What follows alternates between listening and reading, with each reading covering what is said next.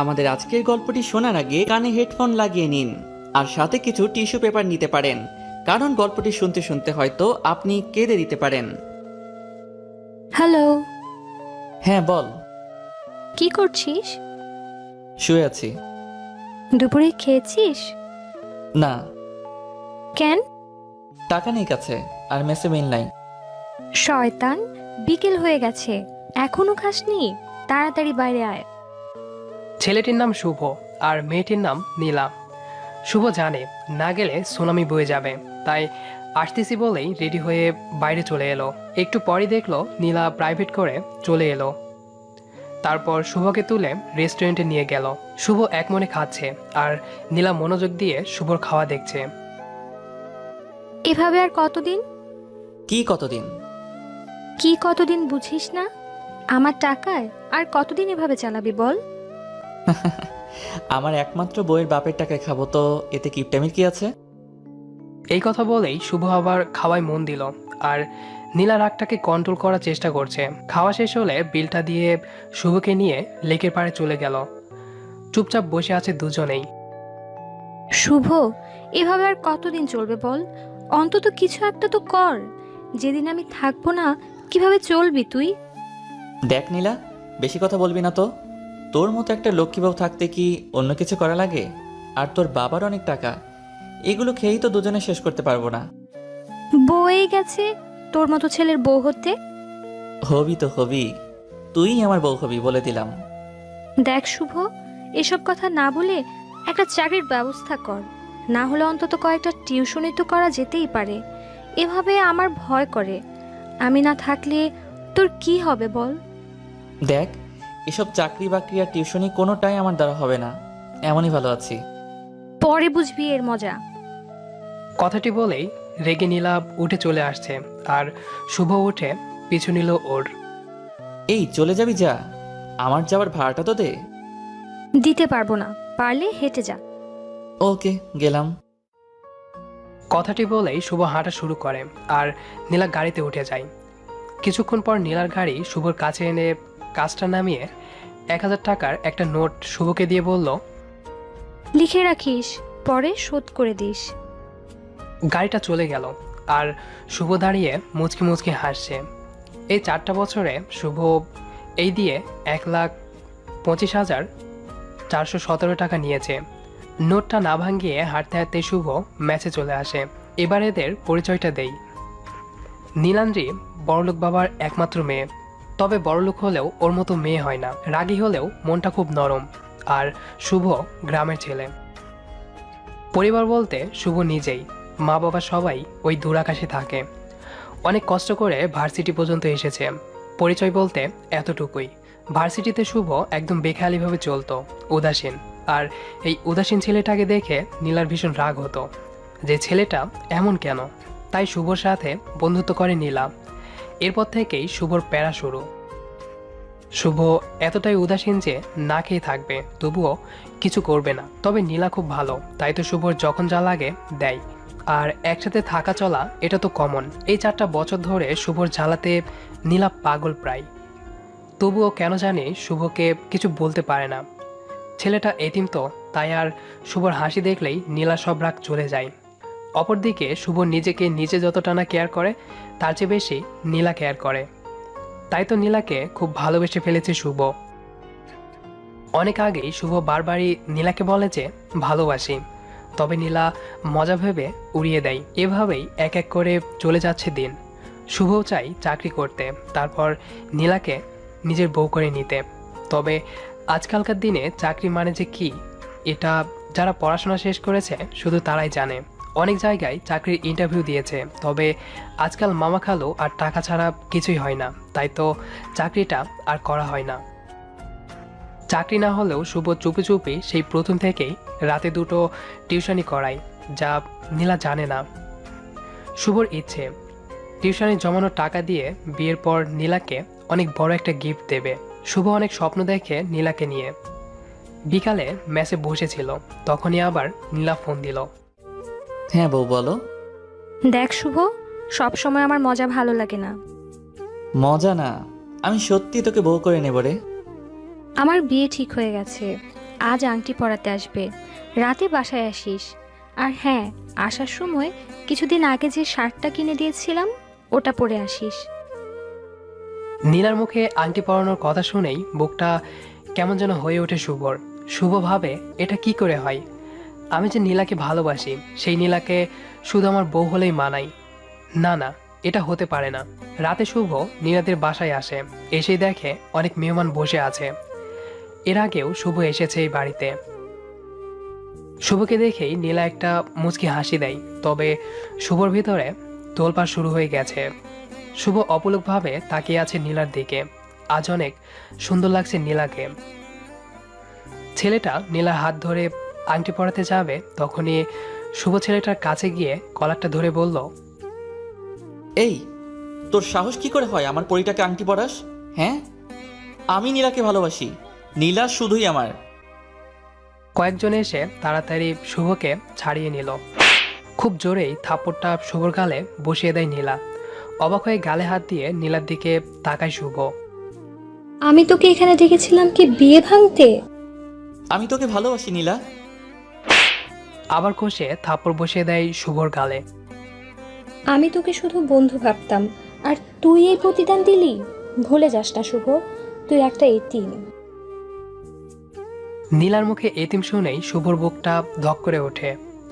নীলাই প্রথম দিন শুভকে বলেছিল, খবরদার নিজেকে কখনো এতিম বলবি না। স্তব্ধ হয়ে যায় শুভ। তুই কি ভুলে গেছিস? তুই আমার টাকায় চলিস। তোর পড়ার টাকাটা আমি দেই, তোর মেস ভাড়া, তোর খাবার টাকা, এমনকি যে শার্টটা গায়ে দিয়ে আছিস সেটাও আমার দেওয়া। একটা এতিম ছেলে তুই, যার কোনো বাড়ি নেই, থাকার জায়গা নেই, একটা টাকা নেই। তোর মতো ছেলেকে এতদিন আমি সাহায্য করেছি কি শেষমেশ আমার পরিবারকে তুই ছোট করবি এই জন্যে? তোর টাকা লাগবে তো নে, দিচ্ছি, দাঁড়া। বলেই নীলা ঘর থেকে একটা বান্ডিল এনে শুভর পায়ের কাছে ফেলে দিল। নে টাকাটা রাখ, তবুও এখান থেকে চলে যা, চলে যা আমার সামনে থেকে। আর কোনোদিন যেন তোর ওই নির্লজ্জ মুখটা আমার না দেখতে হয়। শুভ টাকাটা তুলে নিল, তারপর টাকাটা নীলার হাতে তুলে দিয়ে বলল, আমাকে মাফ করিস রে, আমি বুঝিনি যে এমনটা হয়ে যাবে। ছেলেটার কাছেও এগিয়ে যায় শুভ। তারপর ছেলেটির পা জড়িয়ে ধরে বলে, ভাই, আমাকে মাফ করে দিয়েন। তারপর আবার নীলার কাছে এসে বলে, আসলে আমি তো ভুলেই গেছিলাম যে আমি এতিম। আমি ভুলেই গেছিলাম যে আমি তোর টাকাতে চলি। আমার যা আছে সবই তো তোর টাকাতেই কেনা। দেখ না, তুই আমাকে কত ভালো বন্ধু ভাবতি, আর আমি তোর বিশ্বাসকে এভাবে নষ্ট করে দিলাম। আসলেই আমি বেহায় রে। আর তোর টাকাটা দেওয়া লাগবে না, এমনিতেই যে টাকা দিয়েছিস সেটাই সারা জীবন তোর কামলা খাটলেও শোধ হবে না। নীলার বাবার হাতটা ধরে শুভ বলল, চাচা, আপনাদের শুভ কাজে বাধা দেওয়ার জন্য মাফ করবেন। আর নীলা শোন, তুই যতই আমার মুখটা না দেখতে চাস, আমি তোর বিয়েতে ঠিকই আসবো। বলেই চোখটা মুছে শুভ চলে গেল। মেসে এসে বসে আছে শুভ।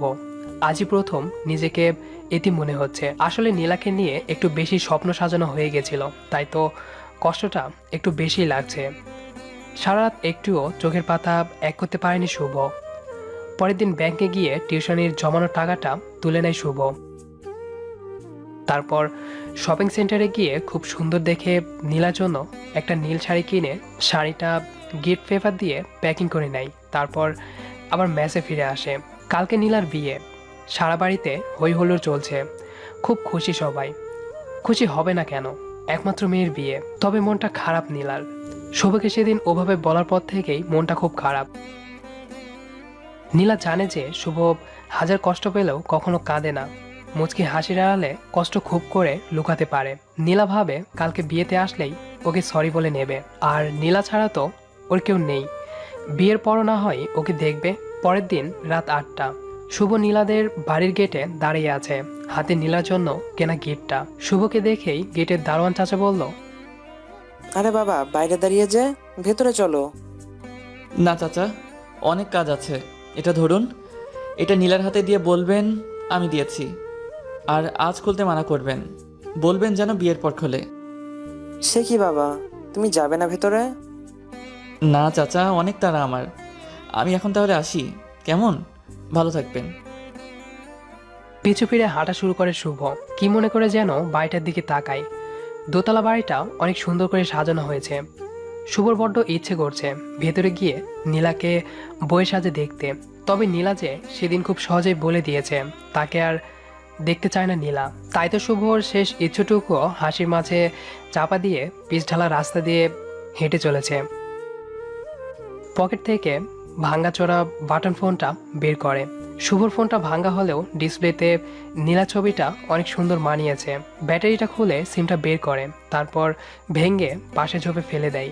সঙ্গে সঙ্গে পুরো পৃথিবীর সাথে যোগাযোগ বিচ্ছিন্ন হয়ে যায় শুভর। যার পৃথিবীতে আপন বলতে কেউ নেই, তার জন্য আপাতত কেউ কষ্ট পাবে না। একজন আপন ছিল, সেও এখন অন্য কারোর হয়ে গেছে। হাসতে হাসতে আধারের মাঝে মিলিয়ে যায় শুভ। অপরদিকে নীলা বিয়ে বাড়িতে খুঁজছে, তবে পাচ্ছে না। দারোয়ান চাচা এসে গিফটটা নীলার হাতে দিয়ে বলল, মামনি, এটা শুভ বাবা দিয়েছে। শুভ দিয়েছে? কোথায় ও? বলল কি যেন কাজ আছে, তাই চলে গেল। ও আচ্ছা, দেন চাচা। মামনি, এটা শুভ আজ খুলতে মানা করেছে, বলেছে স্পেশাল গিফট, বিয়ের পর খুলতে। আচ্ছা ঠিক আছে। নীলা ভাবে শুভ অভিমান করে আছে, তাই পরে অভিমান ভাঙাবে ভেবে মন থেকে সব ঝেড়ে ফেলে। বিয়েটা খুব ধুমধাম করে হয়ে যায়। পরের কয়েকটা দিন এখানে ওখানে যেতে যেতেই কেটে যায় নীলার। নীলা ভুলেই যায় শুভর কথা। রাতে কাপড় গোছাচ্ছে নীলা, ঠিক তখনই লাগেজ থেকে শুভ দেওয়া গিফটটা বেরিয়ে আসে। তাড়াতাড়ি নীলা খুলে দেখে খুব সুন্দর একটা নীল শাড়ি। মুচকি হাসে নীলা আর ভাবে পাগলটার চয়েস আছে। শাড়িটা তুলতেই একটা ছোট্ট প্যাকেট বেরিয়ে আসে। প্যাকেটটা খুলতেই নীলা অবাক হয়ে যায়। অনেকগুলো টাকা, সাথে একটা কাগজ। তাড়াতাড়ি কাগজটা খুলে নীলা পড়তে শুরু করলো। কি রে, কেমন আছিস বউ? রাগ করিস না, তোকে বউ বলেছি বলে। কি করব বল, অনেক যে ভালোবাসি তোকে। জানিস তো, আমি ইচ্ছা করেই তোর থেকে টাকা নিতাম। তোর থেকে আমি মোট 1,25,417 টাকা নিয়েছিলাম। এখানে টাকাটা আছে। ভাবছিস এত টাকা কোথায় পেলাম? তোকে না বলে 2টো টিউশনি করাতাম রে, সেটা থেকে জমিয়ে তোর জন্য রেখেছিলাম। ভেবেছিলাম তোর সাথে আমার বিয়ে হলে তোকে এটা দিব, কিন্তু তা তো হলো না, তাই তোর বিয়েতে এটা দিলাম। কোনো দিন তো তোকে কিছু দিতে পারিনি, বেহায়ের মতো শুধু নিয়েইছি। তাই প্রথম ও শেষ একটা গিফট দিলাম। শাড়িটা হয়তো ভালো হয়নি, তাই না রে? কি করব বল, তুই তো জানিসই আমার চয়েস খারাপ। তবুও শাড়িটা পরিস কেমন? আর তুই বলেছিলি না কোনো দিন আমার মুখ দেখতে চাস না। একদম টেনশন নিস না, আর কোনো দিন তোর সামনে যাব না। জানিস তো, তোর সাথে চলতে চলতে ভুলেই গেছিলাম যে আমি একটা এতিম। তুই ছাড়া আমার কেউ নেই। তবে সেদিন আমাকে এতিম বলে মনে করিয়ে দিলি। অনেক অনেক ধন্যবাদ তোকে। শেষ পর্যন্ত নিজের ভুলে এই এতিমটার আর কেউ রইল না রে, তাই পুরো পৃথিবীর থেকে সংযোগটা বিচ্ছিন্ন করে নিলাম। পারলে মাফ করে দিস কেমন? আর কোনো দিন তোর এই বেহায়াটার মুখ দেখতে হবে না। দোয়া রইল তোদের সাংসারিক জীবন সুখের হোক। ভালো থাকিস বউ। যদি কখন আবার হয় দেখা, যদি পথ দুটো না হয় একা, তবে রোজ রাতে আমি তারা হয়ে জ্বলবো তোরই ইশারায়। চিঠিটা পড়ে চোখের জল যেন বাধা মানছে না নীলার। তাড়াতাড়ি ফোনটা নিয়ে ফোন দেয়। ওপাশ থেকে সুন্দরভাবে ভেসে আসছে, এই মুহূর্তে আপনার কাঙ্ক্ষিত নম্বরে সংযোগ দেওয়া সম্ভব হচ্ছে না। হু হু করে কেঁদে ওঠে নীলা। রাতে গাড়ি নিয়ে বেরিয়ে পড়ে শুভকে খুঁজতে। তবে সারা শহর খুঁজেও আর পায় না। পাবে কি করে? সে যে আজ চলে গেছে না ফেরার দেশে। গল্পটা লিখতে আমি নিজে অনেক কেঁদেছি। আম্মু বলেছিল কাঁদছিস কেন? তারপর আম্মুকে পড়ালাম, আম্মুও কেঁদেছিল। যাই হোক, কেমন লাগলো কমেন্ট করে জানান। আর নিয়মিত এমন গল্প শুনতে সাবস্ক্রাইব করতে ভুলবেন না।